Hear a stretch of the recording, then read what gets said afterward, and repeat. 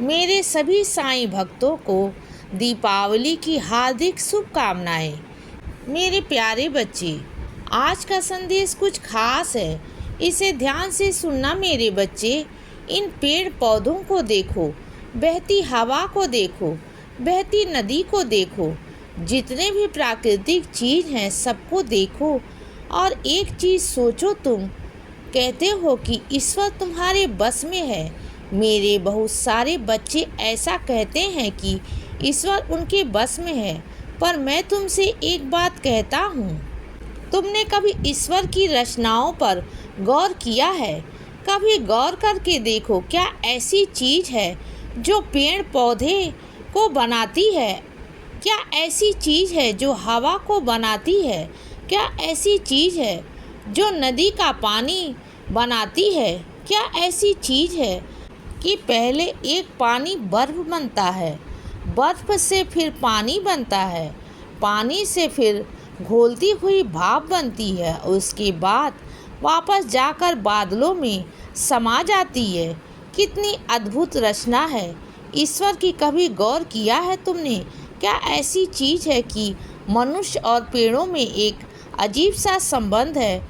जो वायु पेड़ छोड़ते हैं उनसे मनुष्य का जीवन बनता है, और जो वायु मनुष्य छोड़ते हैं उनमें से पेड़ों का जीवन बनता है।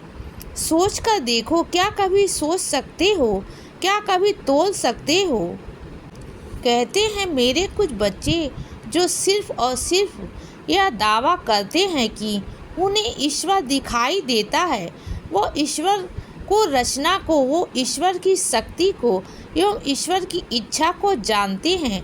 तो मैं तुमसे पूछता हूँ, क्या कभी इन सब चीज़ों के बारे में वो मेरे बच्चे जो वादा करते हैं कि वो ईश्वर को जानते हैं, वो जान पाएंगे या समझ पाएंगे? बिल्कुल भी नहीं। ईश्वर की रचना अद्भुत है। तुम सोचो, यह जो 4 ऋतुएं आती हैं वह कैसे आती हैं? कभी सर्दी आती है तो उसी माहौल में अचानक गर्मी आती है। कैसे आ जाती है? सोचो, ईश्वर की रचना। इतने ग्रह हैं इस सौर मंडल में, लेकिन सिर्फ पृथ्वी पर जीवन है, सिर्फ इस धरा पर जीवन है। बाकी और ग्रह इस जीवन से मोहताज हैं। सोचो ईश्वर की रचना।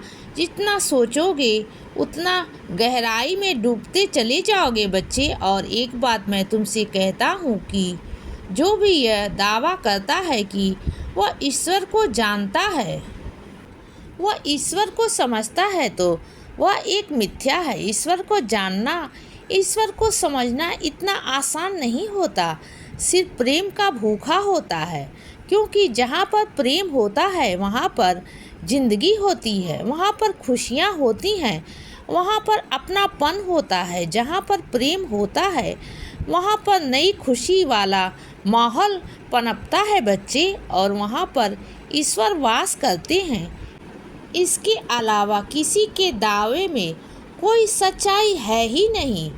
इसीलिए ना आडम्बरों में पड़ो बच्चे, और ना जादू टोना में पड़ो, ना ही किसी की तरह काले जादू में पड़ो। सिर्फ व्यस्त रहो और ईश्वर से कामना करो कि वह तुम्हें खुश रखे और इस वातावरण को खुश रखे।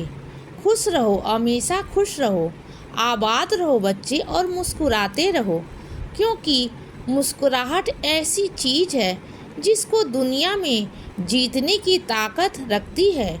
इसीलिए बच्चे सदा खुश रहो और हमेशा मुस्कुराते रहो। मेरा आशीर्वाद हमेशा तुम्हारे साथ है बच्चे। अब सुबह हो गई है मेरे बच्चे।